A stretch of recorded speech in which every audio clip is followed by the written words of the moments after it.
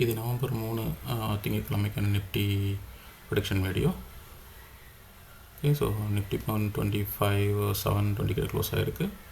இதிலேருந்து நாளைக்கு மேபி நான் மேஜர் சப்போர்ட்டாக 25,620 பார்க்குறேன். 25,620 கீழே பிரேக் பண்ணும் பட்சத்தில் தொடர்ந்து கீழே போகலாம். இல்லை அதிலேருந்து சப்போர்ட் எடுத்துச்சுன்னா அதில் இந்த லெவலில் 25,620 பிரேக் பண்ணலன்னா அதிலிருந்து பவுன்ஸ் பேக் ஆகி ரிவர்சல் எடுத்து மேலே போகிறதுக்கான வாய்ப்புகள் இருக்குது.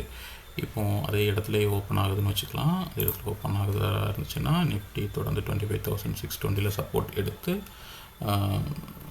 அதை பிரேக் பண்ணலைன்னா மறுபடியும் ரிவர்சல் கொடுத்து அப் ட்ரெண்டு 25,830 25,830 வரைக்கும் போகலாம்.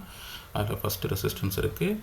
அந்த ரெசிஸ்டன்ஸை பிரேக் பண்ணும் பட்சத்தில் 25,930 26,040 அடுத்தடுத்த ரெசிஸ்டன்ஸை ஆட் பண்ணும்.